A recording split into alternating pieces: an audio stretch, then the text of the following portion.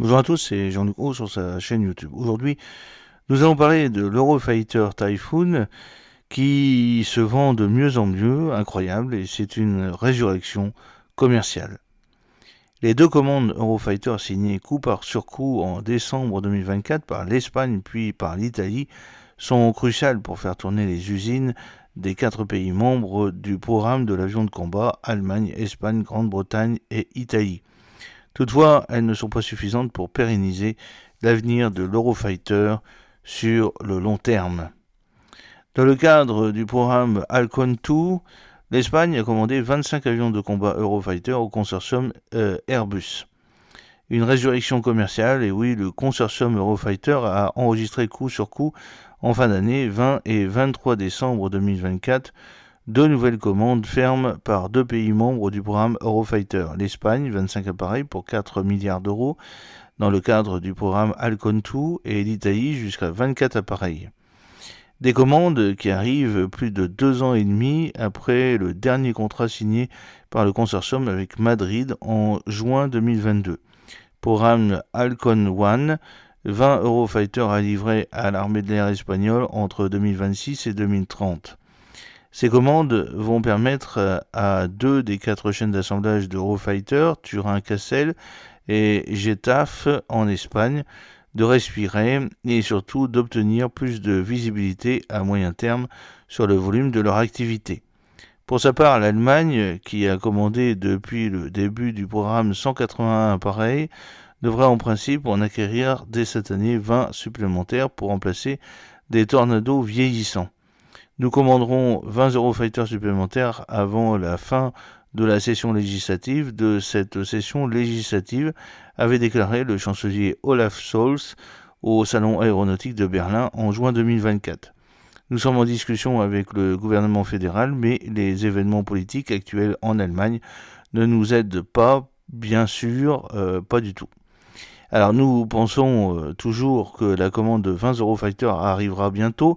L'armée d'air en a un besoin urgent pour la défense nationale, a expliqué le 19 décembre 2024 le directeur général d'Airbus Defence and Space, Michael Schottron, dans une interview accordée au quotidien économique allemand Handelsblatt.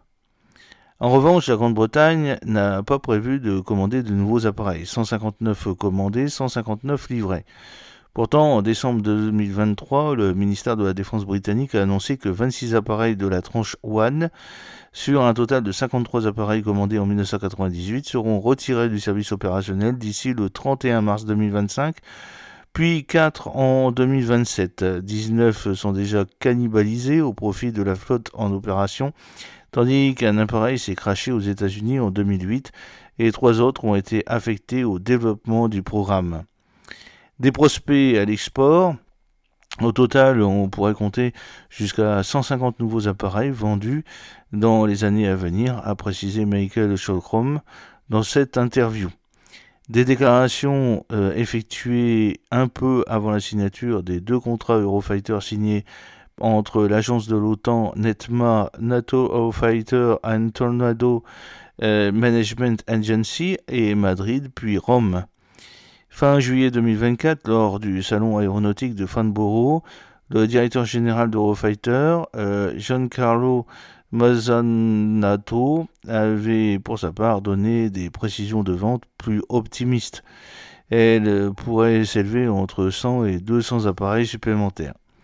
Car outre les deux commandes fermes obtenues par les pays membres du programme, les industriels du consortium Eurofighter, Airbus, BAE Systems et Leonardo visent aussi plusieurs prospects à l'exportation. 151 appareils ont été commandés à l'export, dont 72 par l'Arabie Saoudite. À Farnborough, Giancarlo Mezzanato avait d'ailleurs confirmé que l'appareil avait des opportunités réalistes sur le marché export avant la mi-2025. BAE Systems, notamment, tente d'arracher une nouvelle commande de 54 Typhoon dans un de ses précarés commerciaux en Arabie Saoudite. Mais malheureusement, l'Allemagne a longtemps bloqué la participation du consortium Eurofighter dans ce pays, de sorte que d'autres fournisseurs sont désormais en liste, a rappelé Michael Schochrom dans le Handelsblatt.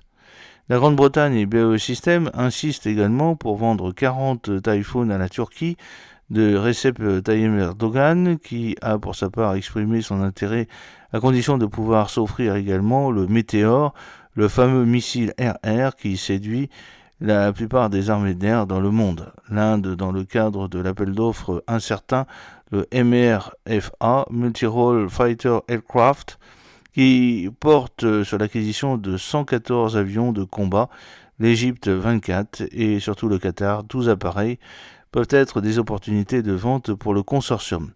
Il est également proposé à nouveau à Oman, qui a déjà dans sa flotte 12 Eurofighter et la Pologne 32 appareils, voire dans un pays géographiquement proche de la Russie, le Kazakhstan ou l'Ouzbékistan. Alors de nouvelles commandes cruciales pour les usines. De nouvelles commandes sont urgentes et cruciales pour faire tourner les usines des 4 pays membres.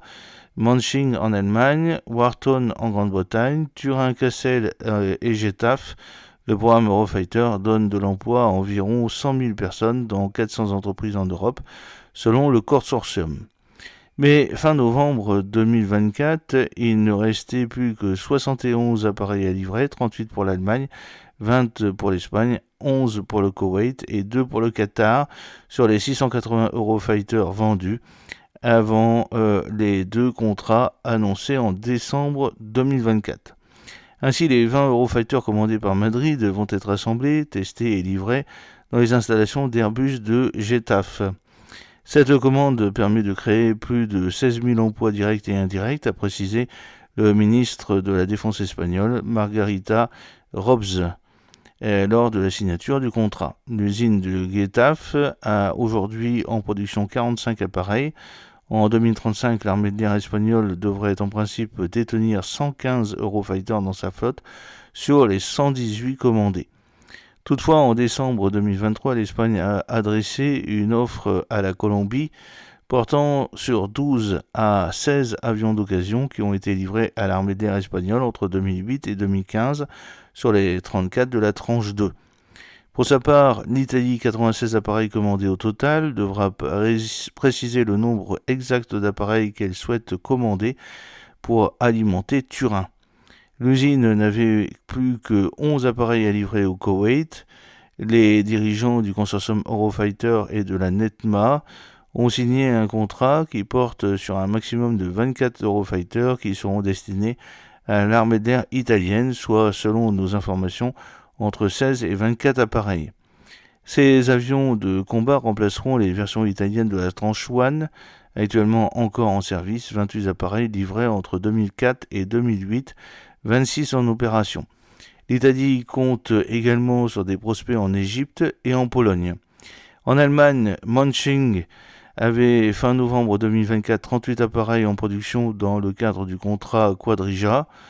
Les livraisons sont attendues entre 2025 et 2030. En outre, Airbus a bon espoir de conclure un contrat avec Berlin pour 20 Eurofighter supplémentaires et vise un contrat avec l'Inde, 114 appareils.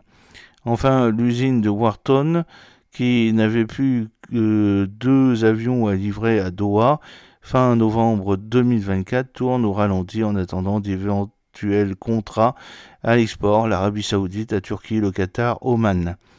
En dépit des difficultés sur le plan commercial, les 4 pays continuent de croire dans le programme Eurofighter. Ils ont signé le 20 décembre 2024 un contrat portant sur la phase de maturation technologique de la tranche 5 de l'avion de combat, le LTE ou évolution à long terme. Le standard LTE est clé pour garantir à l'Eurofighter une durée de vie opérationnelle jusque dans les années 2060. J'espère que cette petite vidéo vous a plu. N'oubliez pas de cliquer sur le pouce pour la promouvoir, de vous abonner si ce n'est pas encore fait et de partager cette vidéo sur vos réseaux sociaux. À très bientôt, fidèlement, Jean-Luc Haut.